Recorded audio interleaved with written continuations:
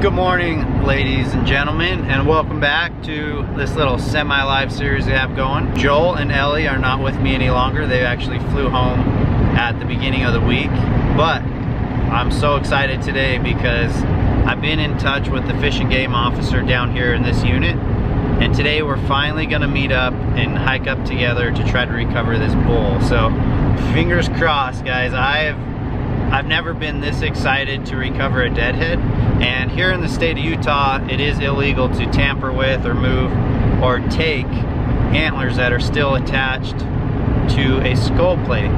So the proper way to do it is to turn it into Fish and Game, give them GPS coordinates or hike up there with them, and then they're going to take a look at it and kind of, from what I understand, which don't take my word for it, but from what I understand is that the Fish and Game officer will take a look at it, try to determine cause of death. This started a few years ago. They're saying if people would turn in the head and it was, you know, if they decided that the cause of death was not human cause, it wasn't part of a poaching case or anything like that, that they would reward those for doing the right thing by giving them the head and the antlers. So that's clearly my goal today, is I'm hoping that if everything goes well, that I get to recover this head and take him home, which to me, a lot of people are probably like, what's the big deal, it's just a dead head. But I have some history with this bull. I have his sheds, I have all those memories that day of finding his sheds, and then I clearly have the memories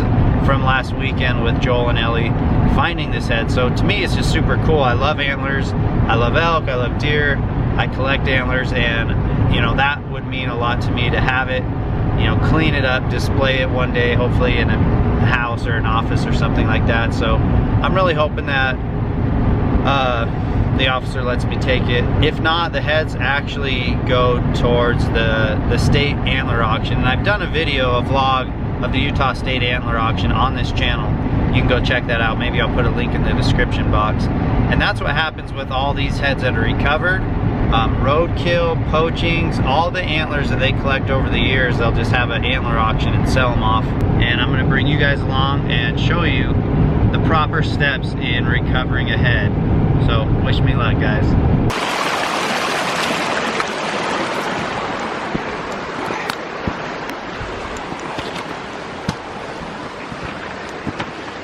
Here's where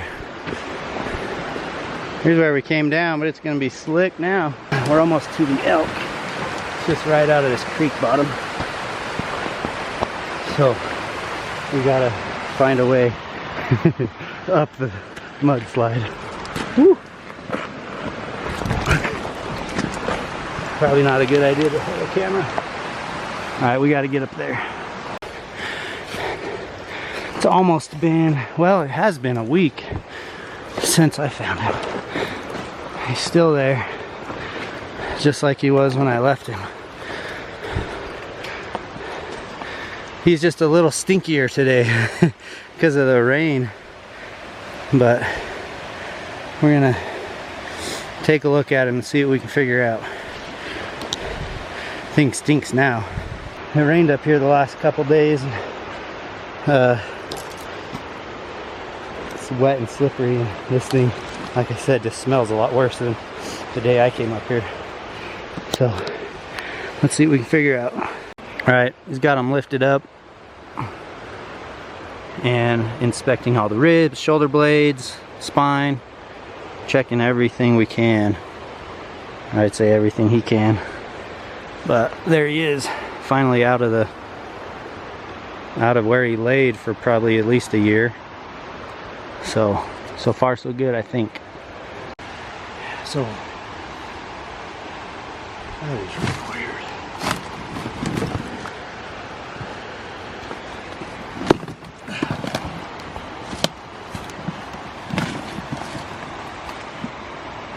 That is my wildlife disposal receipt from Fish and Game. And there's the bull. Yes, we got him off the mountain. I had to send in a request to receive the antlers. I did that. I sent Curtis a request, and with that he signed the paperwork off to me, so we got the bull. I'll have to unload it to show you guys. We literally just got off the mountain together. We had to ride our four-wheelers up the canyon and hike out together, but we have it. Oh man, I feel so happy right now. It just feels good to do the right thing, take the proper steps, turn in the bull. I had to wait a week for Curtis to find time to come do it with me. I was stressing. Trust me, I didn't want somebody to find it. Clearly I wanted to come up here and you know, see that the bull was still there. So it was. He did his whole investigation. I didn't film a lot of it, but he checked for every bone. He checked every rib, shoulder blade, spine, metal detector, looked at everything. We chopped that thing up, and it was actually kind of cool seeing an elk skeleton that decomposed. And he couldn't find, you know, cause of death. He couldn't say exactly why it died. So because of that, he granted me the antlers. So we have it on the back of the four-wheeler. And I'm gonna head into town, maybe just grab something to eat, meet up with my buddy. And I'm gonna go back on the hill, look for sheds. So maybe this little semi-live video is not over yet. We're headed in, walking up the bottom as usual. And gonna get up high up this canyon.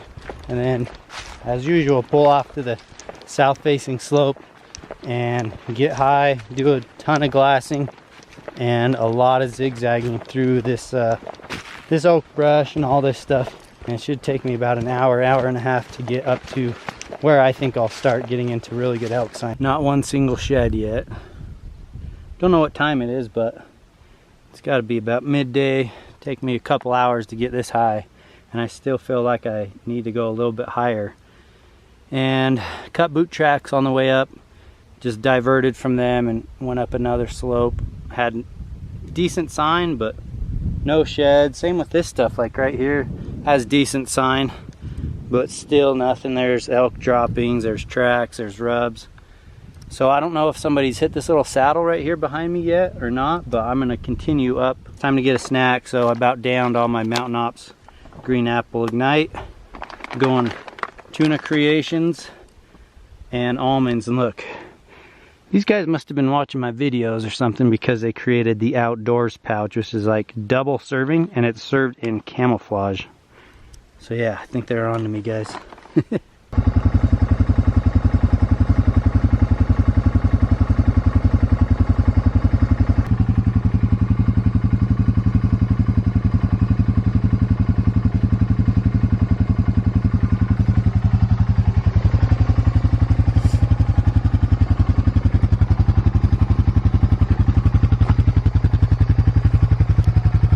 Guys, I'm off the mountain, beat down.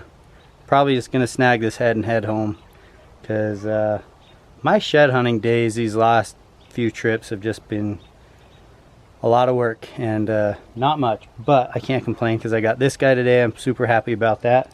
And now that it's down here, I want to show it to you guys. My favorite view is straight on.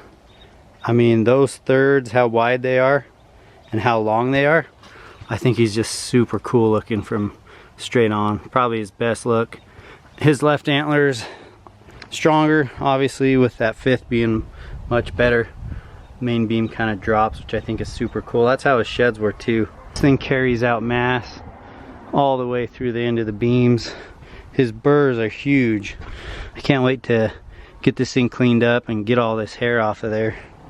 But there he is. He's a freaking tank. I'm gonna try to get some video of me holding him up just so you guys can see what he looks like, but there he is. Alright, there he is. I don't know if you guys can see the whole thing or not. I can't see the screen from here, but he's a dried up, stinky head, but such a cool bull.